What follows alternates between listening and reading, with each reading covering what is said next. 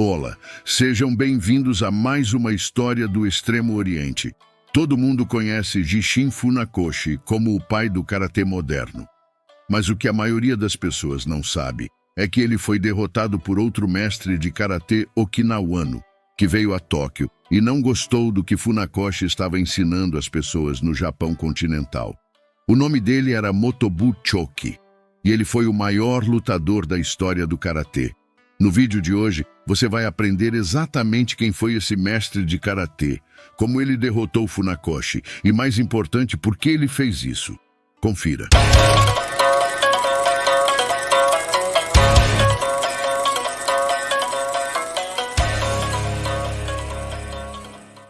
Motobu Choki nasceu em 1870 em Shuri, a antiga capital do reino de Ryukyu, ou a moderna Okinawa. Isso é realmente importante porque o pai de Motobu era descendente do sexto filho do rei de Okinawa. Em outras palavras, sua família não era apenas nobre, mas real. Sendo o terceiro filho da família, Motobu não recebeu a mesma educação e atenção que seu irmão mais velho, Choyu, o que o levou a se tornar uma criança selvagem e rude que adorava lutar. Para canalizar toda essa energia, sua família convidou Itosu Anko para ir até sua casa e ensinar karatê. Itosu, é claro, foi o homem responsável por levar o karatê ao sistema escolar em Okinawa, e seu aluno mais famoso mais tarde se tornaria Gishin Funakoshi. Motobu aprendeu karatê por muitos anos, sob a tutela de Itosu, mas infelizmente ele sempre era derrotado por seu irmão mais velho, Choyu. Eventualmente, ele decidiu sair e buscar outros mestres de karatê que pudessem lhe ensinar técnicas de luta mais práticas.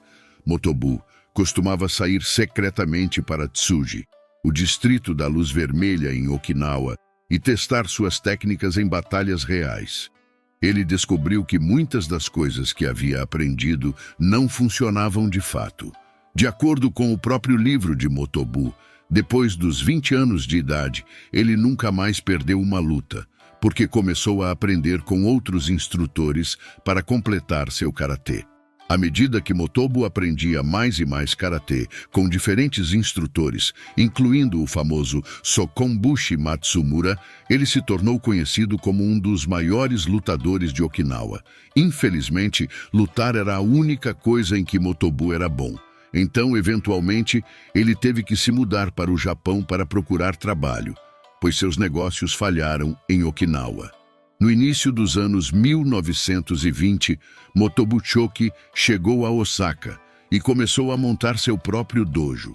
Mas muitos dos alunos de Motobu não duraram muito, e alguns de seus alunos mais tarde disseram que ele ficava sem material de ensino após alguns meses, porque uma vez que você dominava o básico, o resto era apenas luta. Além disso, Motobu tinha um forte sotaque okinawano e não conseguia comunicar suas ideias claramente como outros okinawanos mais educados, como Gishin Funakoshi. Assim, Motobu se viu diante de uma escolha: ou ficava no Japão e tentava ganhar a vida ou voltava para Okinawa. Aqui é importante esclarecer que, embora Okinawa faça parte do Japão, ela está localizada no extremo sul do arquipélago japonês, enquanto o Japão continental refere-se às principais ilhas onde estão localizadas grandes cidades como Tóquio, Osaka e Kyoto. Foi então que surgiu a famosa oportunidade de lutar contra um boxeador estrangeiro para Motobu. Após Motobu vencer essa espetacular luta de exibição, seu nome se espalhou por toda parte, e algumas pessoas especulam que o verdadeiro motivo pelo qual ele foi lutar foi porque tinha apostado dinheiro em si mesmo. Depois desse evento, Motobu foi a Tóquio para lutar contra Gishin Funakoshi. Nas próprias palavras de Motobu, ele nunca tinha ouvido falar de Gishin Funakoshi em Okinawa, mas ali estava ele espalhando seu evangelho e popularizando o karatê, algo que o próprio Motobu não conseguiu fazer, mesmo se considerando um lutador melhor que Funakoshi. Na verdade, ele descreveu o karatê de Funakoshi como o shamisen, a guitarra de 3 cordas. Fazia um som bonito, mas era vazio por dentro. Funakoshi estava cerca de 2 níveis abaixo na hierarquia social em Okinawa, por isso Motobu achou que era hora de colocá-lo em seu lugar. O encontro deles aconteceu assim. Quando Motobu entrou no dojo de Funakoshi em Tóquio, ele se aproximou e cruzou as mãos com ele, assumindo a posição clássica de Kakedamashi. Esta maneira de testar a habilidade de alguém ainda é usada até hoje, e eu mesmo experimentei quando voltei à China para redescobrir as raízes perdidas do karatê. Você vê, uma vez que você cruza as mãos com alguém, vale tudo. E de acordo com o livro de Motobu, nesse ponto, ele achou que seria demais socar Funakoshi. Então tudo o que fez foi torcer seu pulso e jogá-lo no chão. Os alunos de Funakoshi, mais tarde, nos disseram que ele se levantou imediatamente e disse: "Vamos de novo." Eles assumiram a posição de Kakekumichi novamente, e exatamente a mesma coisa aconteceu mais uma vez. Acredite ou não, Funakoshi tentou mais uma vez, e pela terceira vez ele foi jogado no chão por Motobu Shoki. Depois disso, Motobu não tinha mais nada a provar, então simplesmente saiu. E segundo os próprios alunos de Funakoshi, desde aquele dia seu rosto se contorcia e ficava vermelho sempre que alguém mencionava o nome de Motobu perto dele, e ele continuamente se referia a Motobu como o analfabeto, sempre que falava sobre ele. Motobu Shoki era conhecido por sua personalidade forte e às vezes polêmica. Ele era um homem direto e muitas vezes rude, o que dificultava suas relações com outros mestres de karatê e com a comunidade em geral. Sua abordagem prática e focada na luta real influenciou muitos praticantes de karatê, mesmo que seu estilo não tenha se tornado tão popular quanto o Shotokan de Funakoshi. Embora tenha enfrentado dificuldades financeiras ao longo da vida, Motobu sempre se manteve fiel às suas raízes e à sua visão do karatê. Além de suas habilidades como lutador, Motobu é lembrado por sua dedicação ao ensino prático e pela maneira como testava suas técnicas em combates reais, algo que lhe deu uma reputação de ser um lutador prático e eficaz. O objetivo de Gichin Funakoshi com o karatê era o desenvolvimento do caráter e a formação de grandes seres humanos, não necessariamente lutadores.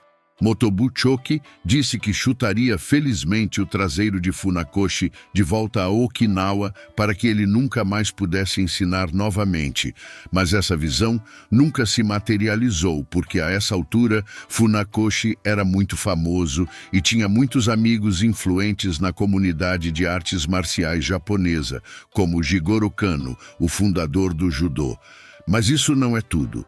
Quando Motobu soube que Funakoshi foi o primeiro mestre de karatê a receber o grau de 5º Dan pela Confederação de Artes Marciais Japonesas, ele riu e disse: o que isso me faz? Um 10º ou 11º Dan?" É seguro dizer que Motobu não respeitava o karatê de Funakoshi, talvez estivesse até um pouco ciumento. Motobu se retirou e focou em ensinar os poucos alunos que ainda tinha. Para sobreviver, ele ditou 2 livros a seus alunos, que os escreveram e publicaram para ele. Mas depois de um tempo, ele foi forçado a se mudar novamente para Okinawa, onde passou seus últimos dias antes de morrer aos 74 anos de idade. Até hoje, o estilo de karatê de Motobu Shoki permanece relativamente desconhecido, apesar de sua praticidade, especialmente quando comparado ao estilo de karatê de Gichin Funakoshi, Shotokan, que é o maior do mundo. A razão é surpreendentemente simples.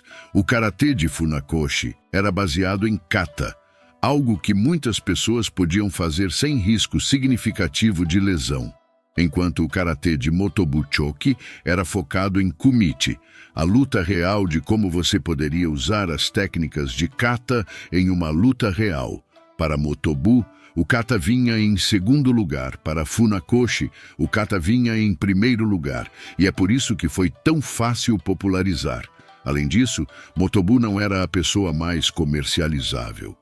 Como vinha de uma família real, ele nunca precisou bajular ninguém, o que é realmente importante quando você quer entrar na política no Japão continental. Isso é algo que os outros pioneiros do karatê de Okinawa, incluindo Funakoshi, tiveram que aprender a fazer. E é por isso que a política ainda é uma parte tão grande do karatê até hoje. Mas Motobu nunca se importou com isso. E como resultado, a maioria das pessoas não sabe quem ele foi ou o que fez. Mas agora você sabe. E se assistir meus outros vídeos, poderá aprender ainda mais sobre as origens, histórias e raízes de outras artes marciais do Extremo Oriente. Muito obrigado por assistir.